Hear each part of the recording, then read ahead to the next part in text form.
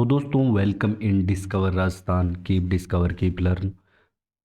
देखो दोस्तों, जो आपका जूनियर अकाउंटेंट का एग्ज़ाम है नज़दीक आ गया है। सिर्फ मान सकते हो 7 से 8 दिन ही रहे, इतने ही मान सकते हैं अपने।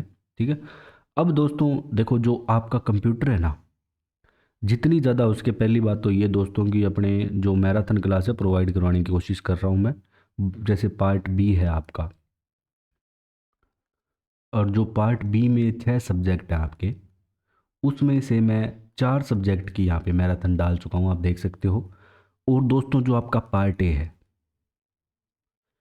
इसमें अपने जनरल साइंस पूरी कवर कर चुके हैं, थ्योरी प्लस में प्रैक्टिस सेट। अब जो ये प्रैक्टिस सेट है ना, ये बहुत काम के हैं, क्योंकि दोस्तों ये प्रीवियस ईयर क्वेश्चन है सारे, जो आपके अधीनस्थ बोर्ड द्वारा ही पूछे गए हैं। अब कंप्यूटर के प्रैक्टिस सेट पूरा सिलेबस है ना आपका, सिर्फ 7 प्रैक्टिस सेट में हो जाएगा। इसके बाद 2 और आएंगे, और आप इनको देख लोगे ना, 7 प्रैक्टिस सेट में आपका पूरा सिलेबस हो जाएगा कंप्यूटर को। तो आपका एग्ज़ाम में देख लेना, बहुत क्वेश्चन वहाँ पे आपको देखने को मिलेंगे as it is same to same. तो इनको आप ज़रूर करके जाएं। ठीक है। अगर आप कहोगे तो मैं सारी जो प्रैक्टिस सेट है वो एक साथ मर्ज करके क्लास पूरी एक सिंगल क्लास में डाल दूंगा, वो आप कमेंट करके बता देना कि डालनी है या नहीं डालनी। वैसे आप अगर अलग अलग देख लो तो अच्छी बात है। ठीक है। अब अपने दोस्तों क्लास स्टार्ट करते हैं। इससे पहले अपने एम एस वर्ड की क्लास कर चुके हैं। आपके इसमें 3 सिलेबस में 3 है, M S Excel, M S Word और पावर पॉइंट। ठीक है। पूरा डिटेल से समझना है, और जो भी प्रीवियस ईयर क्वेश्चन है टॉप 30 पीवाईक्यू की सहायता से अपने करने वाले हैं। जो भी कवर राजस्थान के सारे प्रीवियस ईयर क्वेश्चन कवर किए हैं। और जो वर्ड सेपरेट शीट इस नाम से दे रखा है आपके, सेपरेट शीट एंड सॉफ्टवेयर, और इसके अंदर डिटेल से दे रखा है कि ये चीज़ें हमें आपको पढ़नी है हर पॉइंट को। तो यही अपने कवर कर रहे हैं। जो आपके सारे क्वेश्चन है कोई ना कोई एग्ज़ाम में आ चुके हैं। ये पहला पर्सन है जो आपके दोस्तों पटवारी 2016 के एग्ज़ाम में आ चुका है। एक्सेल वर्कशीट का प्रथम सेल को ऐसे लेबल किया जाता है, मतलब कैसे लेबल करेंगे, जो सेल होगी, सेल ये कौन सा है, जैसे एक ही बॉक्स होता है ना, इसको सेल बोलते हैं एक्सेल में। ठीक है। ये ऐसे लिखा जाता है सेल। इसको कैसे लेबल करेंगे अपने, मतलब इसको नाम क्या दिया जाएगा, तो A1 नाम दिया जाएगा इसको। ठीक है दोस्तों, क्या नाम दिया जाएगा, A1 इसको नाम दिया जाएगा, ये याद रखना है। तो अब अपने स्टार्ट करते हैं, दूसरे क्वेश्चन पे चलते हैं। नेक्स्ट क्वेश्चन आपका है कि हेर फेर, जिसे अपने मैनिपुलेट भी बोलते हैं, इंग्लिश की टर्म ज़्यादा एक्यूरेट है, और जो आपका आंसर करेक्ट माना जाएगा तो वो इंग्लिश वाला ही माना जाएगा। तो कंप्यूटर जब भी आप सॉल्व करो तो इंग्लिश वाला जो पार्ट है ना वो ज़रूर पढ़ के करना। कई बार हिंदी ट्रांसलेशन में गलती हो जाती है। मैनिपुलेट करने के लिए जो डेटा और फॉर्मूलों को पंक्ति और स्तंभ की जो व्यवस्था है ना, उसको क्या बोलते हैं। पूरी जो व्यवस्था है ना एक्सेल में, पंक्ति और स्तंभ की ऐसे। ठीक है। तो इसको क्या बोलेंगे, ये पूछा गया है। तो सेपरेट शीट बोलेंगे। ठीक है। यही अपने पढ़ रहे हैं, ये अपने सिलेबस में दे रखी है। फिर अगला क्वेश्चन है, एक जो अगर आप फॉर्मूला बनाना चाहते हैं तो सबसे पहले आप क्या करेंगे, सबसे पहला कदम आप क्या उठाएंगे, ये ध्यान रखना, ये पूछा गया है। ठीक है। वैसे अंदर फॉर्मूला बनाएंगे तो इक्वल लगाते हैं हम, सबसे पहले ये याद रखते हैं। लेकिन अभी क्या करेंगे, जो फॉर्मूले को सेल में रखेंगे सबसे पहले। सबसे पहले अपने सेल सेलेक्ट करेंगे, उसके अंदर फिर डालेंगे वैल्यू वगैरह पूरी, कि कहाँ से कहाँ तक अपने को मल्टीप्लिकेशन करना है, डिवाइड करना है, सारी चीज़ें इसमें ऐड करेंगे। ठीक है। और एक और चीज़ ध्यान रखना कि जो आपका एम एस एक्सेल है, ये क्या है, सेपरेट शीट एप्लीकेशन सॉफ्टवेयर है। जो एक्सेल है वो क्या है आपका, एप्लीकेशन सॉफ्टवेयर है, एप्लीकेशन सॉफ्टवेयर। ठीक है। और जो एम एस वर्ड है, ये भी आपका सॉफ्टवेयर ही है, एप्लीकेशन सॉफ्टवेयर। और इसके अलावा पूरा जो ऑफिस है ये आपका सॉफ्टवेयर ही है, एप्लीकेशन सॉफ्टवेयर ही है। और जो ऑपरेटिंग सिस्टम होता है वो होता है जैसे विंडो हो गया, लाइनक्स हो गया, ये सारी चीज़ें, ये भी अपने पहले कवर कर चुके हैं इन चीज़ों को। अभी अपने एक्सेल की बात करेंगे। अगला क्वेश्चन है दोस्तों आपका कि जो XLL डेफिनेशन है, इसको उल्लिखित करने के लिए XML के साथ प्रयोग किया जाता है। किस चीज़ का प्रयोग किया जाता है। देखो XML क्या है, एक मार्कअप लैंग्वेज है। ये क्या है, एक मार्कअप लैंग्वेज, मार्कअप लैंग्वेज। ठीक है। अब इसका पूरा नाम वैसे तो एक्सटेंशन मार्कअप लैंग्वेज है। ठीक है, ये एक्सटेंशन बोलते हैं, लिखे इसको XML जाता है। और XML को अगर आप वर्ल्ड वाइड वेब कंसोर्टियम, जिसे W3C ने डेवलप किया था, अब इसने को डेवलप किसने किया था ये नहीं पूछेगा वैसे आपसे, ये किया था W3C ने। ठीक है। और इसको औपचारिक रूप से अपने एक्स लिंक भी कह देते हैं, एक्स पॉइंटर, एक्स लिंक। अब आपको इसमें ये ध्यान रखना कि ये क्या काम करता है। XLL डेफिनेशन उल्लिखित करने के लिए XML के साथ दूसरे डॉक्यूमेंट के साथ लिंक करने के लिए प्रयोग में लिया जाता है। क्या करने के लिए? लिंक करने के लिए प्रयोग में लिया जाता है। अपने को तो इतना याद रखना है। और ये आपकी सूचना सहायक में आ चुका है दोस्तों 2018 में। अगला क्वेश्चन है, ये भी इंपॉर्टेंट है। अगला क्वेश्चन है कि निम्न में से कौन सा फंक्शन MS एक्सेल में संख्याओं की जो श्रृंखला है उसमें अगर आपको सबसे बड़ी संख्या ज्ञात करनी है तो आप कौन सा फॉर्मूला प्रयोग करोगे? ठीक है, तो ये सेल दे रखी है कि आपको B1 से लेके और B5 के बीच में सेल वाला फॉर्मूला बनाना है। जब भी अपने एक्सेल का फॉर्मूला लिखेंगे, मैक्सिमम निकालेंगे, तो वैसे इसको मैक्स लिखेंगे सीधा यही, और अंदर ये वैल्यू लिख देंगे, और बीच में क्या होगा? कोलन लगा होना चाहिए, ये ध्यान रखना। और कुछ भी नहीं लगा हो, और शॉर्ट में लिखेंगे उसको, मैक्सिमम नहीं लिखा होगा, एक कोलन लगा होगा। ठीक है, तो इसका फॉर्मूला होगा MAX B1 और B5, ये इसका फॉर्मूला होगा। अगला क्वेश्चन है क्वेश्चन नंबर 6 दोस्तों, कि एक्सेल विंडो का कौन सा एरिया वैल्यू एंड फॉर्मूला को एंटर करने को अलाउ करता है? तो एक्सेल विंडो में अलग से आपके एक फॉर्मूला बार होता है, ये यहाँ पे अलाउ करता है इन चीज़ों को। ठीक है। और कोई भी फॉर्मूले की शुरुआत करोगे तो आप इक्वल चिन्ह से करोगे। किससे? इक्वल। इक्वल जरूर होगा आगे। ठीक है, उस मैक्स वाले में भी इक्वल होगा। प्रदत्तों को तार्किक क्रम में व्यवस्थित करना क्या कहलाता है? मोस्ट इंपॉर्टेंट क्वेश्चन जरूर करके जाना दोस्तों। ये आपके CET जो हुआ था ना उसमें भी आ चुका है ये और सूचना सहायक में भी आ चुका है। जो प्रदत्तों को तार्किक क्रम में व्यवस्थित करना आपको सॉर्टिंग कहलाता है। क्या बोलेंगे उसको? सॉर्टिंग। ठीक है। डाटा को इसको दो प्रकार से व्यवस्थित किया जाता है सॉर्टिंग में। क्या है? डाटा को दो प्रकार से व्यवस्थित किया जाता है।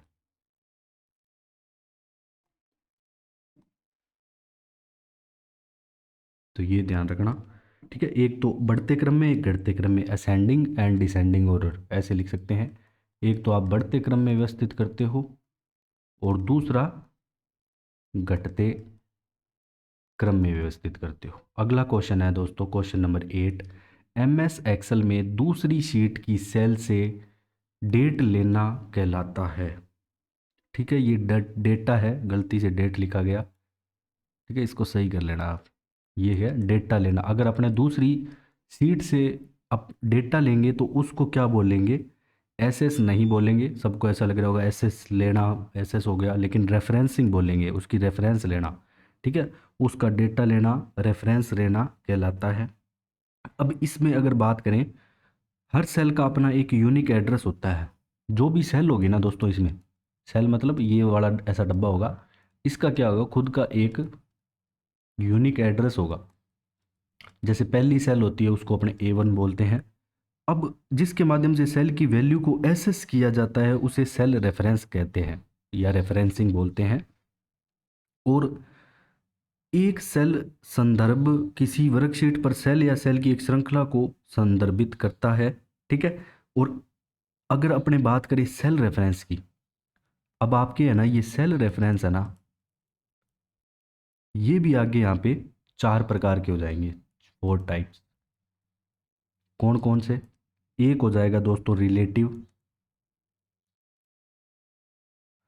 Relative reference.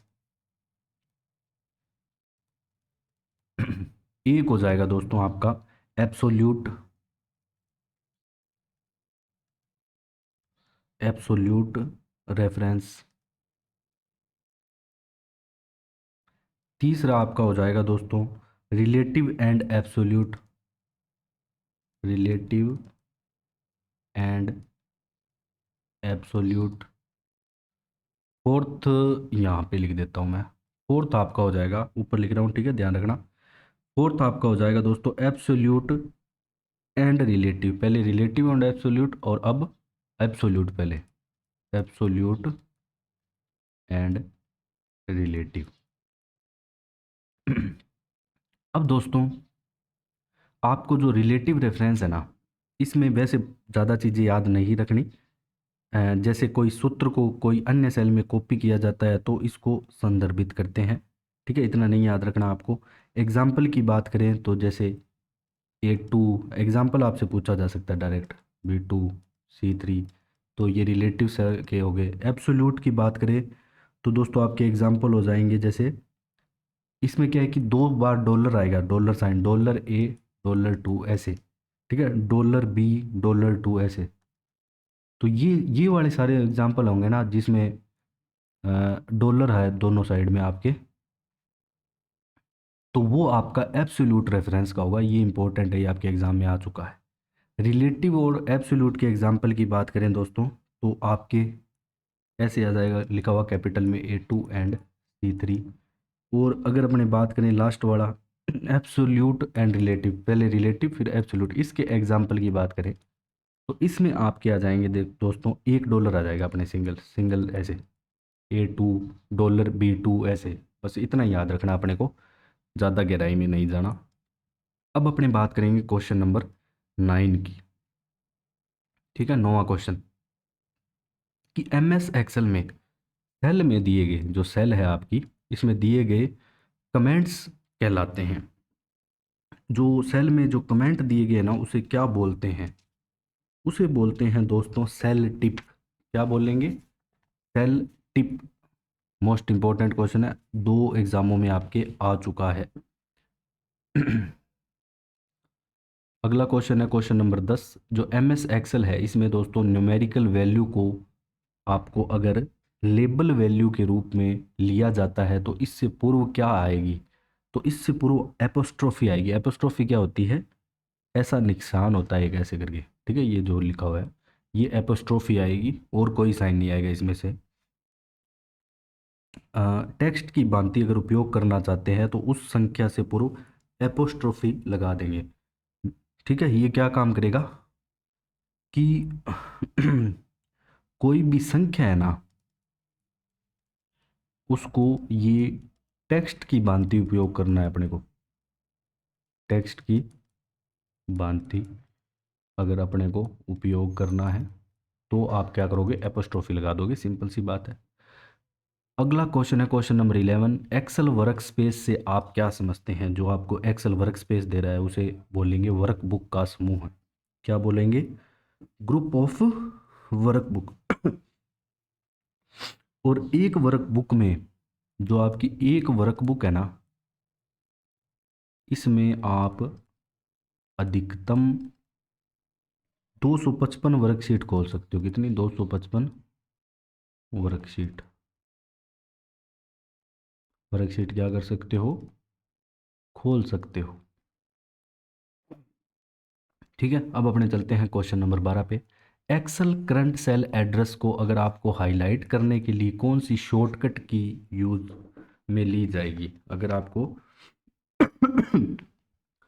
Excel current cell address का हाईलाइट करना है तो कौन सी? तो आप नेम बॉक्स यूज करोगे। क्या यूज करोगे?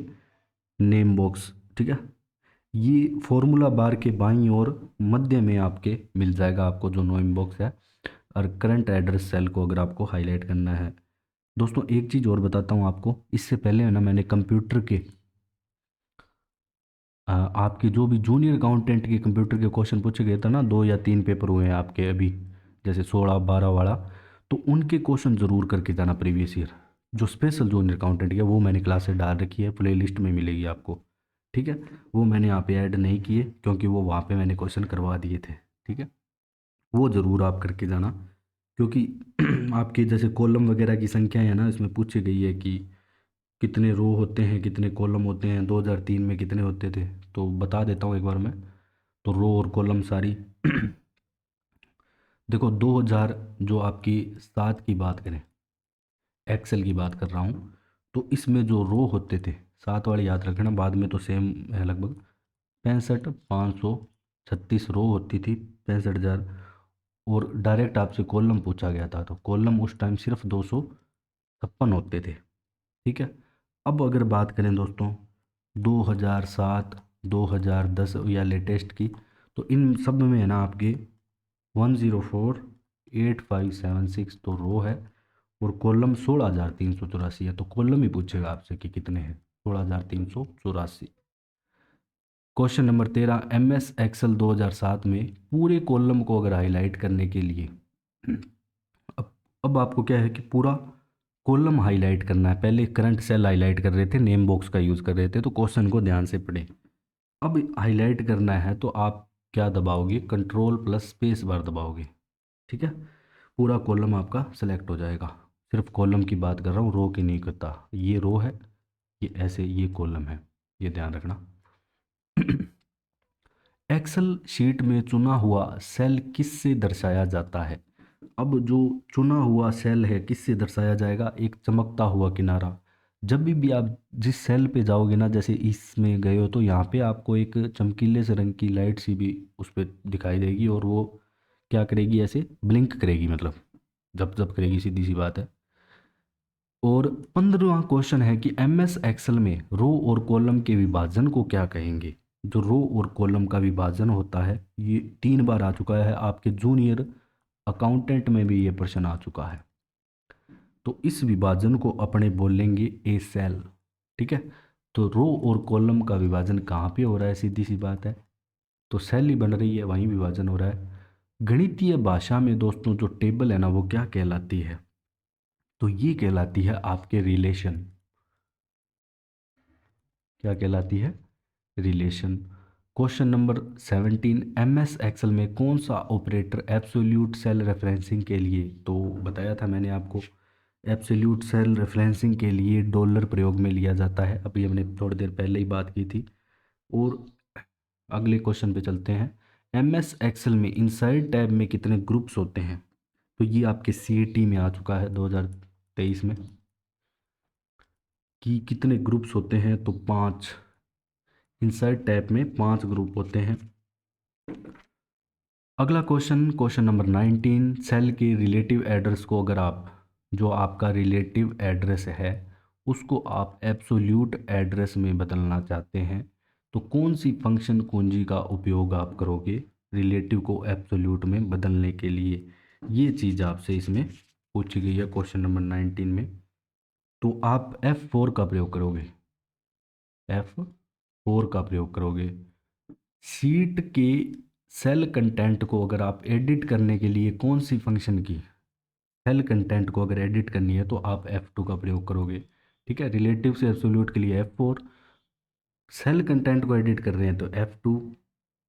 ठीक है। और जो एक्सेल की फाइल होती है दोस्तों, उसके क्या क्या एक्सटेंशन होते हैं, जैसे जो भी फाइल बनेगी तो उसमें आपके XLW भी होता है, ये ध्यान रखना इंपॉर्टेंट है। XLS भी होता है। तो ऐसे पूछा गया कि निम्न निम्न में से कौन सा नहीं है, ऐसे क्वेश्चन आ चुका आपका। तो XLSX होता है, मेन ज़्यादातर यही देखा जाता है। ठीक है। ये 3 एक्सटेंशन होते हैं किसके, एक्सेल के। अब नेक्स्ट, और डिफ़ॉल्ट कर पूछ ले, जो ऑटोमेटिक होता है, बाकी आप सेलेक्ट कर सकते हो, तो ये डिफ़ॉल्ट वाला है। ठीक है। हिंदी में भी अगर दिखेगा तो ऐसे पूछेगा कि इनमें से डिफ़ॉल्ट एक्सटेंशन कौन सा है। ये 3 को आ सकते हैं, तो XLSX ये डिफ़ॉल्ट वाला एक्सटेंशन है। ये याद रखना, ये क्या है, सारे एक्सटेंशन। ठीक है। जैसे डॉट डॉक वर्ड में अपने पढ़ रहे थे, तो वही चीज़ें हैं। अगला क्वेश्चन, अगर आपको शेषफल निकालना है रिमाइंडर एक्सेल में, तो आप किस कौन से फंक्शन का प्रयोग करेंगे, तो इसके लिए अपने मोड का प्रयोग करेंगे रिमाइंडर के लिए, ध्यान रखना MOD मोड। कौन सा सूत्र B1 से सेल B तक की संख्याओं में सबसे बड़ी संख्या ज्ञात करने के लिए प्रयोग में लिया जाएगा? तो सबसे पहले जो भी सूत्र होगा तो इक्वल, वो पीछे जो फॉर्मूला के मोड वहाँ भी इक्वल लगेगा, ठीक है, वहाँ पे फॉर्मूला नहीं पूछा था आपने। तो यहाँ पे देखो, जो सबसे पहले बराबर लगाएंगे, तो एक तो मैंने आपको मैक्स भी बताया था सबसे बड़ी संख्या ज्ञात करने के लिए, लेकिन यहाँ पे अपने ऑप्शन यही है। तो आपके पेपर में जो पहले प्रश्न आया था तो वहीं भी ऐसे ही ऑप्शन दे रखे थे, ये जूनियर अकाउंटेंट में आ चुका है। तो आपको B1 से 7 तक की संख्याओं में सबसे बड़ी संख्या ज्ञात करनी है। तो अब संख्या भी ज्ञात करनी है, तो उसके लिए आप क्या करोगे कि आपका ऑप्शन नंबर 4 सही है, लार्ज लिखोगे इज इक्वल टू, ठीक है, या आप मैक्स लिख सकते हो इसको, फिर B1 कोलन, ठीक है, सेमी कोलन नहीं होगा, ध्यान रखना बाकी में, और कोमा 1 यहाँ पे लगाओगे, ठीक है। तो क्वेश्चन नंबर 23, कौन सा एक्सेल फंक्शन A1 से A4 सेल तक का योग, ठीक है, यहाँ पे मतलब आपको टोटल करना है कि टोटल खोजने के लिए कौन सा सम, सीधी सी बात है, सम लगाएंगे हम, सबसे पहले कैपिटल में लिखेंगे, ये ध्यान रखना, ठीक है। अगर आपके स्मॉल में दिया गया है तो आप वैसे लिखो, बाकी आप A1 से A4 कोलन ही लगाओगे बीच में, ये ध्यान रखना, यहाँ पे कोलन लगाओगे। तो तीसरा ऑप्शन आपके करेक्ट हो जाएगा। अब बात करेंगे अपने क्वेश्चन नंबर 24 की, कि MS एक्सेल में डेट फंक्शन का प्रयोग होता है। कौन से फंक्शन का? डेट जो फंक्शन है उसका प्रयोग किस लिए होता है, ये CET में आ चुका है, ध्यान रखना। तो ऐसे नहीं कि तारीख देखने के लिए होता है, सालों महीनों व दिनों को जोड़ने के लिए किया जाता है। इस क्वेश्चन को मोस्ट इम्पोर्टेंट कर लेना दोस्तों, जरूर आएगा आपके एग्जाम में। फिर यदि आप एक्सेल में आज अ, की दिनांक प्रविष्ट करना चाहते हैं तो आप क्या उपयोग में लेंगे? अगर आप एक्सेल में आज की दिनांक प्रविष्ट करना चाहते हैं तो सिंपल है दोस्तों, कंट्रोल दबाएंगे और सेमी कोलन, ठीक है, ये सेमी कोलन ऐसे लिखेंगे नहीं, बस ये शो किया गया है, इसका मतलब सेमी कोलन है, इसलिए यहाँ पे लिखा गया है। अपने को बस उत्तर अगर ये दिया हो ऑप्शन, तो अपने को यही करके आना है, ठीक है, ये यहाँ पे करेक्ट आंसर है। क्वेश्चन नंबर 26, MS एक्सेल में हम छिपा या हाइड नहीं कर सकते किस चीज़ को? तो अपने MS एक्सेल में दोस्तों जो रेंज है, दो या अधिक सेल का एक संग्रह है, इन्हें छिपाया नहीं जा सकता, रेंज को अपने कभी नहीं छिपा सकते, इंपॉर्टेंट क्वेश्चन है। फिर क्वेश्चन नंबर 27, फ्लो चार्ट प्रतीकों के संदर्भ में अनुचित, मतलब फ्लो, इनको एक्सेल में जो भी फ्लो चार्ट वगैरह दर्शाए जाएंगे, तो जो समचतुर्भुज अपने यूज करते हैं उसको अपने डिसीजन के लिए यूज करते हैं, ठीक है, और जो त्रिभुज है उसको टर्मिनल के यूज नहीं करते। तो अनुचित युग्म का बताना है तो ये आयत प्रोसेसिंग के लिए यूज करते हैं, समानांतर इनपुट आउटपुट के लिए यूज करते हैं, ये सारे करेक्ट है, लेकिन ये नहीं, इनकरेक्ट है त्रिभुज वाला। अगला क्वेश्चन है क्वेश्चन नंबर 28। तो दोस्तों ये क्वेश्चन आपके ग्राम विकास अधिकारी में आ चुका है वीडियो में। MS एक्सेल में अगर आप मान लो ये जो 3 क्रम दे रखे हैं ना, ये काम करोगे तो क्या आउटपुट आएगा, ये पूछा गया कुल मिला के। सेल रेंज में पहले A1 से कोलन E10 का चयन करेंगे, कीबोर्ड पे 100 दबाएंगे, कंट्रोल प्लस एंटर दबाएंगे, तो उक्त क्रिया के उपरांत जो आउटपुट अपने को मिलेगा, सही क्रिया होगी वो 100 केवल सेल A में प्रविष्ट हुआ। तो यहाँ पे जो आपका ऑप्शन है रेंज की प्रत्येक सेल में यहाँ पे 100 प्रविष्ट हुआ, ये करेक्ट आंसर रहेगा, ठीक है।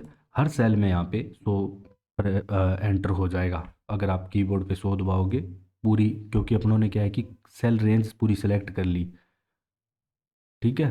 जैसे आप ऐसे करोगे, जैसे ये आपकी सीट है, ठीक है, ऐसे बहुत सारी सी सेल बनी हुई है, और मान लो कि ये आपकी A1 है और ये आपकी E10 है। अब सबको सेलेक्ट कर लिया, फिर अपने 100 एंटर कर रहे हैं, तो सभी में इक्वल यहाँ पे 100 हो जाएगा। फिर क्वेश्चन नंबर 29 आ जाता है दोस्तों, 1 सेकेंड।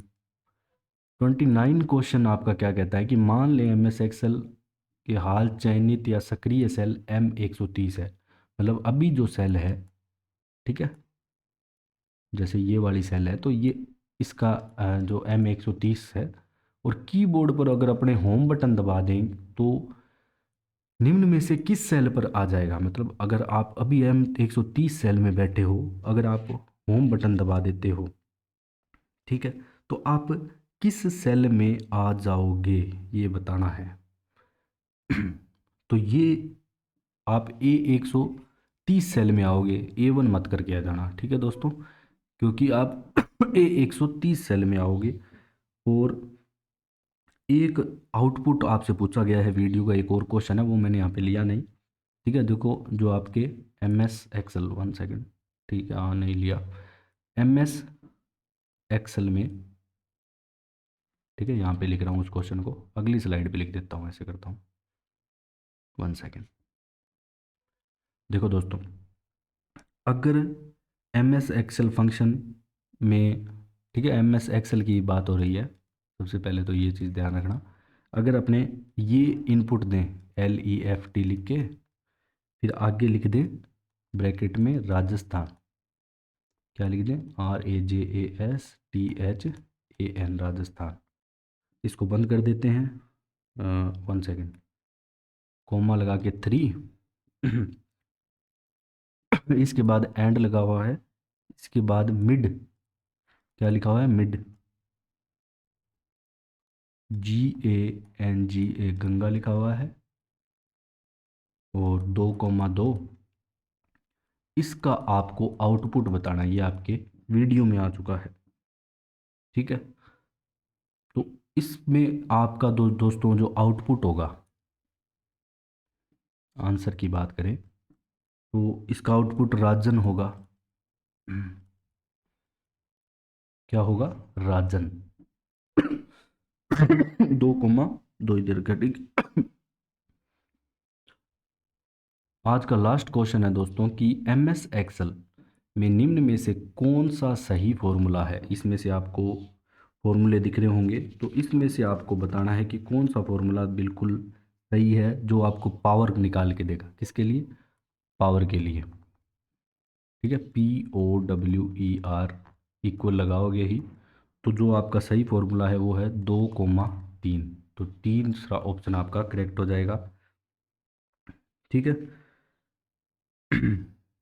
और एक और क्वेश्चन है कि डिसीजन टेबल में बाएं नीचे का चतुर्थांश क्या कहलाता है, तो एक्शन टैब, ये ध्यान रखना, जो डिसीजन टेबल है, इसमें बाएं, अगर आपसे नीचे का चतुर्थांश पूछ ले दोस्तों, तो इसे आपने बोलेंगे एक्शन टैब, एक्शन टैब बोलेंगे, ठीक है। एक तो ये क्वेश्चन, चेकसम का प्रयोग कहाँ पे किया जाता है, तो त्रुटि पहचानने के लिए, ये ध्यान रखना, चेक सम का प्रयोग किसके लिए, त्रुटि पहचानने के लिए।